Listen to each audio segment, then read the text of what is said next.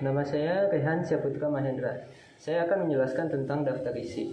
Daftar isi adalah suatu daftar biasa ditemukan pada halaman sebelum dimulai sebuah karya tulis yang berisi judul bab atau bagian karya tersebut beserta deskripsi singkatnya yang dilengkapi dengan nomor halaman awal bab terkait. Kenalkan, nama saya Nova Majid dari kelas 01 SAK P001. Saya dari kelompok 7 ingin menjelaskan bagaimana cara membuat daftar isi secara otomatis. Untuk selanjutnya lihat video aku yuk. Yang pertama, kita harus buka Microsoft Word. Lalu kita harus menyiapkan sebuah file atau makalah atau jurnal yang dimana nanti akan kita buat daftar isinya. Yang bab 1 itu yang berisi pendahuluan itu menggunakan heading 1, bab 2 pembahasan itu menggunakan heading 1, bab 3 sebagai kesimpulan itu menggunakan heading 1, bab 4 sebagai laporan diskusi itu menggunakan heading 1. Dan untuk yang di bawah bab 1 pendahuluan itu ada A titik latar belakang itu menggunakan heading 2, B itu ada rumusan masalah itu menggunakan heading 2, dan ada yang C itu tujuan penulisan itu menggunakan heading 2. Yang bab 2 pembahasan yang bawahnya ada pengertian Pancasila itu menggunakan heading 2, pengertian Pancasila sebagai ideologi negara itu menggunakan heading 2, ada esensi Pancasila sebagai ideologi negara itu heading 2 juga, dan urgensi Pancasila sebagai ideologi negara itu menggunakan heading 2. Dan ada bab kesimpulan. Kesimpulan itu tidak menggunakan heading 2 karena mereka itu langsung pembahasannya. Sekian penjelasan dari saya.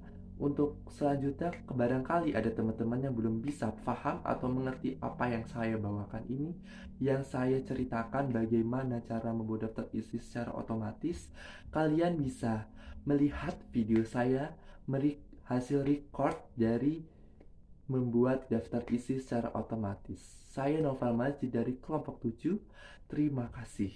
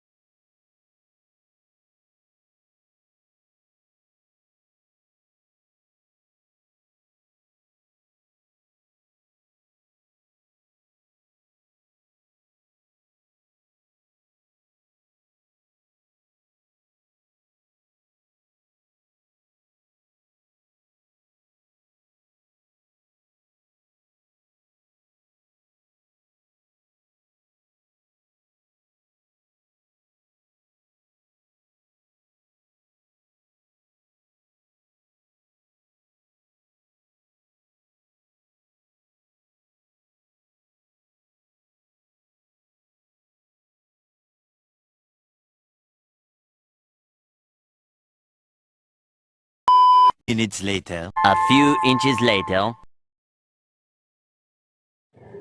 Assalamualaikum warahmatullahi wabarakatuh. Saya Nurul Oktavia. Saya Rifa Kurniasih. Kami dari kelompok 5 ingin menjelaskan tentang footnote. Secara umum, footnote atau catatan kaki adalah sebuah catatan untuk menuliskan sumber kutipan sebuah artikel yang letaknya berada di bagian paling bawah halaman. Fungsi sebenarnya sederhana, yakni sebagai sumber informasi lanjutan yang lebih detail dari sebuah kutipan.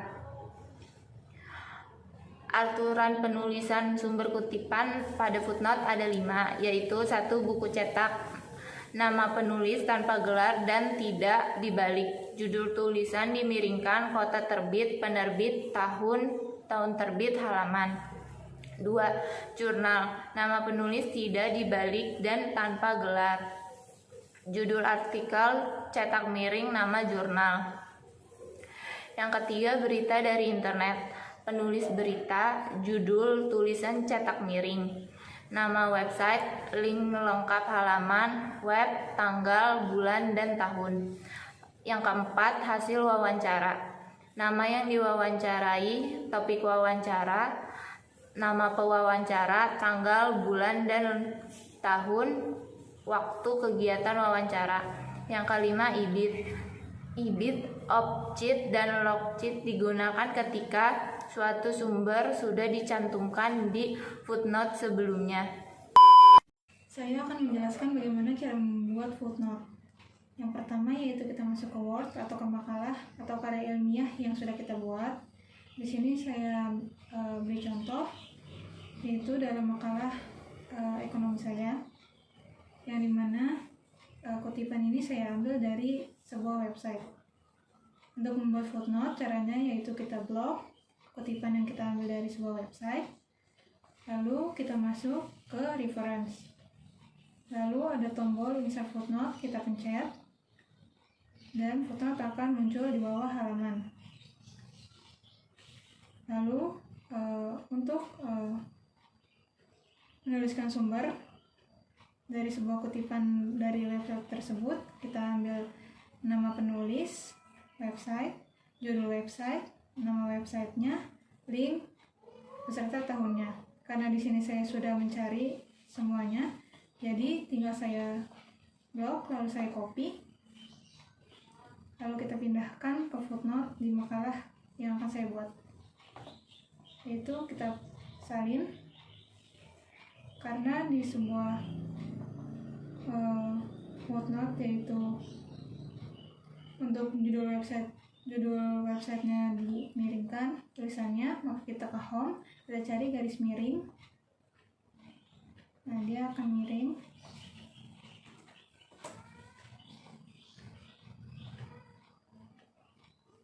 Seperti itu pembuatan footnote. Dia akan muncul di bagian bawah halaman sebuah makalah. 12 seconds later. 3 days later. Perkenalkan, nama saya Nur Kamaliah. Nama saya Salma Syafa Kaunain. Kami akan menjelaskan penjelasan tentang daftar pustaka. Pengertian daftar pustaka sendiri itu adalah daftar sumber yang telah digunakan untuk referensi suatu karya tulis ilmiah. Sumber tersebut seperti buku, jurnal, artikel, maupun berita. Daftar pustaka biasanya diletakkan di bagian paling akhir halaman, setelah seluruh karya ilmiah selesai tersusun. Nah, tujuan penulisan daftar pustaka itu ada: 1. Menghindari plagiarisme, yang kedua ada memperkuat tulisan, yang ketiga membantu pembaca, dan yang keempat ada apresiasi terhadap pengarang. Selanjutnya, saya Salma Syafa Kaunain akan melanjutkan tutorial pembuatan daftar pustaka. Buka dokumen yang akan kita buat daftar pustakanya.